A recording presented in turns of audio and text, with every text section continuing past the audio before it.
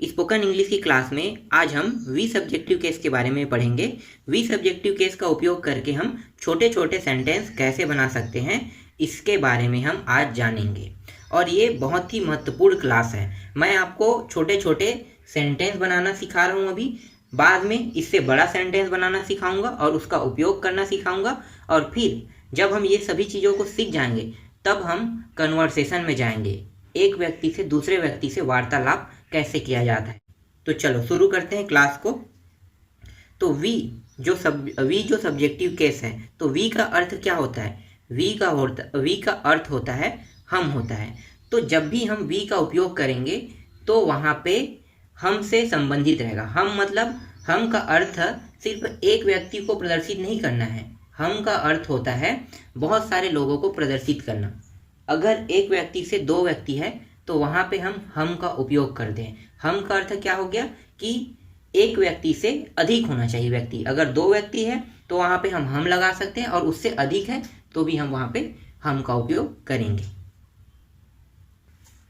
तो चलो वी से हम सेंटेंस बनाना सीखते हैं। तो वी का उपयोग हम किस प्रकार से करेंगे? तो जैसे हमने कल आई का उपयोग किया था, सेम वैसे ही हम आज वी का उपयोग करेंगे।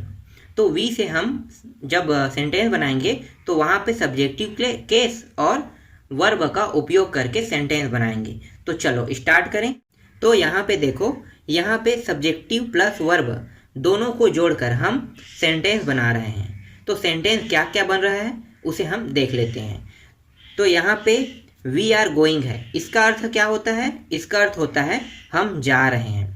हमसे हम जा रहे हैं, इससे इसका मतलब क्या है कि वहाँ पे एक व्यक्ति नहीं है, एक से अधिक है। तो अधिक व्यक्ति है, इसीलिए हम वहाँ पे वी का उपयोग कर रहे हैं। और एक चीज़ मैं आपको बताना चाहूँगा, आई का अर्थ क्या होता है? मैं होता है। और वी का अर्थ क्या होता है? हम होता है।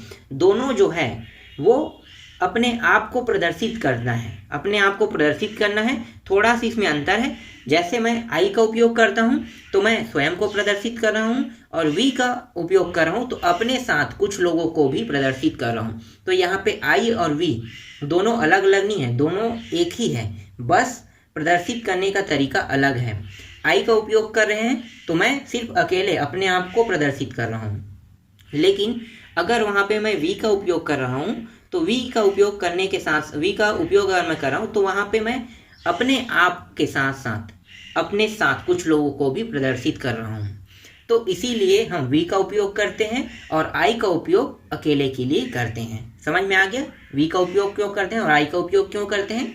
जबकि दोनों तो एक ही चीज़ को प्रदर्शित कर रहे हैं। तो थोड़ा सा बस अंतर था, वही चीज़ आपको जानना बहुत ज़रूरी है। तो चलो और भी है, उनको भी देख लेते हैं। तो यहाँ पे देखो, यहाँ पे और क्या दिया हुआ है? वी आर कमिंग दिया हुआ है। वी आर कमिंग का अर्थ क्या होता है? हम आ रहे हैं। इसका मतलब क्या है कि हम कहीं पहले गए थे, और कहीं गए थे तो वहाँ से हम किसी को बता रहे हैं कि हम आ रहे हैं। समझ में आ रहा है? क्या करें? हम आ रहे हैं। तो जब भी आपको इस तरह से टॉपिक मिलेगा तो आप क्या कहोगे? वी आर कमिंग कहोगे, उसे बता रहे हो कि हम आ रहे हैं।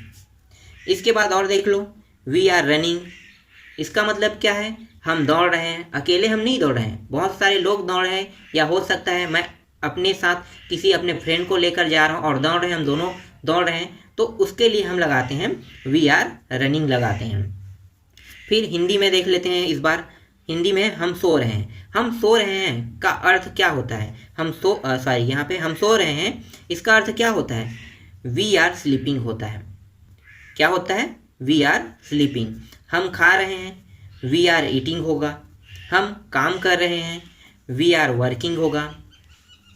हम पूछ रहे हैं, वी आर आस्किंग होगा। फिर हम हंस रहे हैं, वी आर लॉफिंग होगा। फिर यहाँ पे देखो, हम रो रहे हैं, वी आर क्राइंग होगा। हम खेल रहे हैं, वी आर प्लेइंग होगा। तो यहाँ पे सभी में आईएनजी लगा है। आईएनजी क्यों लगा है यहाँ पे? आईएनजी यहाँ पे इसलिए लगा है क्योंकि काम के होने को प्रदर्शित कर रहा है। क्या प्रदर्शित कर रहा है? काम का होना प्रदर्शित कर रहा है। आप देख लो ना, यहाँ पे प्लेइंग लिखा हुआ है। प्लेइंग का मतलब क्या होता है? खेलना। तो खेल रहे हैं मतलब काम तो हो रहे हैं ना। क्राइंग, रोना, रो रहा है, मतलब क्या है, ये भी काम का होना को प्रदर्शित करे। इसीलिए यहाँ पे वर्ब का चौथा फॉर्म लगा है, जिसका वर्ब का चौथा फॉर्म का मतलब होता है आईएनजी का प्रयोग। समझ में आ गई ये टॉपिक। तो आईएनजी का प्रयोग कब लगता है आपको पता चल गया। और वी के साथ हमेशा आर का प्रयोग होता है। जैसे आई के साथ एम का प्रयोग होता है, उसी तरह से वी के साथ आर का प्रयोग होता है। तो आर जो है वो सेंटेंस को कंप्लीट करा रहा है। क्या करा रहा है? कंप्लीट। तो सेंटेंस को कंप्लीट कराने के लिए आर का उपयोग होता है। जैसे कि आई एम, मैंने अगर मैं यहाँ पे लिखता हूँ आई एम गोइंग, तो आई एम गोइंग, या फिर आई एम प्लेइंग लिखा हूँ मैं, तो आई एम प्लेइंग का मतलब क्या है? मैं खेल रहा हूँ। तो एम जो है वो सेंटेंस को पूरा कर रहा था, लेकिन यहाँ पे आर लगा है। इस बार क्या करेगा? We are playing. तो जो आर है वो इस बार सेंटेंस को कंप्लीट कर रहा है। तो जो आर यहाँ पे हम उपयोग करें वो सेंटेंस को कंप्लीट कराने के लिए उपयोग करते हैं। और ये जो आर है ना, ये टेंस है। टेंस आप जानते हो ना, टेंस, प्रेजेंट, पास्ट, फ्यूचर। तो जो आर है ना वो टेंस से आया है। ठीक है, टेंस का हम यहाँ पे उपयोग कर रहे हैं। फिलहाल अभी हम आपको टेंस नहीं पढ़ा रहे हैं, इसीलिए मैं यहाँ पे सिंपल से शब्दों में आपको सेंटेंस बनाना सिखा रहा हूँ। मैं कुछ ही समय बाद ग्रामर का अलग से टॉपिक लाऊंगा, मतलब अलग से वीडियो बनाऊंगा जिसमें आपको पूरा ग्रामर सीखने को मिलेगा। तो चलो, अभी और कुछ सेंटेंस दिया हुआ है, उनको भी देख लेते हैं। अब यहाँ पे देखो, यहाँ पे कुछ सेंटेंस ऐसे हैं जिसमें काम का होना प्रदर्शित नहीं कर रहा है। क्या कर रहा है? वी आर हैप्पी, वो सब पहले से ही खुश है। तो क्या लिखा है यहाँ पे? वी आर हैप्पी, हम सब खुश हैं। वी आर ब्रेव, हम सब बहादुर हैं। वी आर राइट, हम सब सही हैं। हम सब ईमानदार हैं। इसका इंग्लिश में क्या होता है? वी आर ऑनेस्ट होता है। तो आप इन सभी जितने भी यहाँ पे सेंटेंस हैं, इन सभी सेंटेंसों को आपको याद करना है। यहाँ पर मैं कोई नया सेंटेंस लेकर नहीं आया हूँ। कल जो मैंने आप लोगों को पढ़ाया था, उन्हीं वर्बों का उपयोग करके बस सेंटेंस को नया बनाए हैं। कुछ चीज़ों को उसमें हमने क्या किया है? हेर फेर किया है, बदलाव किया है और नए सेंटेंस का निर्माण किए हैं। मैंने ऐसा इसलिए किया है क्योंकि आपको याद होना चाहिए वो सारी चीज़ें जो कल हमने पढ़ा है। और जितना आपको वर्ब याद रहेगा उतना अधिक आप सेंटेंस बना सकते हो। याद रखो इस बात को, जितना ज़्यादा आपको वर्ब याद रहेगा उतना ज़्यादा आप सेंटेंस बना सकते हो। ये बहुत ही महत्वपूर्ण टॉपिक है। तो आपको वर्ब ज़्यादा से ज़्यादा याद करना है, यही महत्वपूर्ण टॉपिक है। और देख लेते हैं और कुछ सेंटेंस यहाँ पे है, जैसे कि सब्जेक्टिव प्लस वर्ड। अब यहाँ पे सब्जेक्टिव और वर्ड है, इस बार मैं वर्ब का उपयोग नहीं कर रहा हूँ, वर्ड का उपयोग कर रहा हूँ। तो सब्जेक्टिव के साथ कुछ ही ऐसे वर्ड हैं जिसका उपयोग करके हम सेंटेंस बना सकते हैं। हर के साथ नहीं बना सकते, सिर्फ ही कुछ ही के साथ बना सकते हैं। तो ये भी क्या है? ये भी ऐसे सेंटेंस है जो होना को प्रदर्शित करता है, लेकिन काम के होना को प्रदर्शित नहीं करता है। अगर काम का होना प्रदर्शित करता तो उसमें आईएनजी लगता है, लेकिन ये क्या है? वर्ड है। वर्ड है तो वर्ड के साथ कभी भी आईएनजी उपयोग नहीं कर सकते। इसीलिए यहाँ पे जो होना प्रदर्शित कर, होना मतलब जैसे कि मैं एक टीचर, मैं आपको पढ़ा रहा हूँ, मतलब मैं एक टीचर हूँ। तो अगर ऐसी में बहुत सारे टीचर हैं आपके सामने खड़े हुए हैं, तो मैं प्रेजेंट करूँगा, तो मैं क्या करूँगा? We are teacher. मैं क्या करूँगा? वी आर टीचर से संबोधित करूँ। क्यों? क्योंकि मैं टीचर हूँ, मेरे साथ भी बाकी लोग हैं, वो भी टीचर हैं। इसीलिए मैं अपने साथ साथ उन सभी को प्रेजेंट कर रहा हूँ। तो मैं कह रहा हूँ वहाँ पे वी आर टीचर। जैसे कि यहाँ पे लिखा हुआ है वी आर स्टूडेंट, आप सभी स्टूडेंट हैं, मतलब हम सभी स्टूडेंट हैं। इसका अर्थ होता है हम सभी स्टूडेंट हैं। फिर वी आर डॉक्टर, हम सभी डॉक्टर हैं। वी आर इंजीनियर, हम सभी इंजीनियर हैं। वी आर बिजनेसमैन, हम सभी व्यापारी हैं। इसका अर्थ यही होता है। अब यहाँ पे ध्यान दो कि यहाँ पे जो मैंने सब्जेक्टिव के साथ वर्ड का उपयोग किया हूँ, ये हर चीज़ों के साथ कर सकते हैं क्या? नहीं ना। अगर मैं कहूँ होम, घर है, ठीक है, होम, तो मैं होम के साथ वी आर का उपयोग कर सकता हूँ? वी आर होम कह सकता हूँ? नहीं। क्यों? क्योंकि होम जो है वो स्थिर चीज़ है, वो कोई व्यक्ति नहीं है। ये सिर्फ व्यक्ति पर्सन के साथ ही उपयोग होता है। ध्यान देना इस बात को।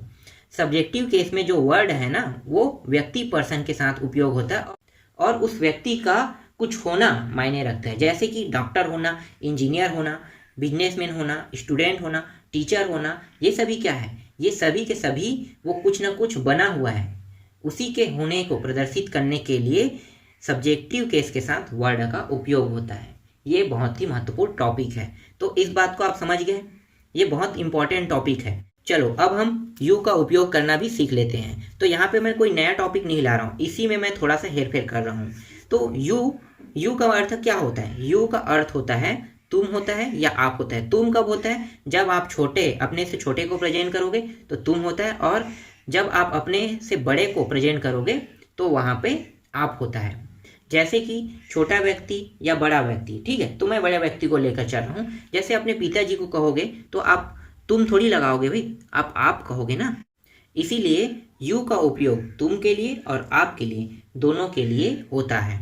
तो चलो यू से भी हम कुछ सेंटेंस बनाना सीख लेते हैं। तो यहाँ पे देखो, यहाँ पे जो वी है ना, इसे मैं हटा देता हूँ। तो वी के स्थान पे मैं क्या करूँगा? वी के स्थान पे मैं यू लिख लूँगा।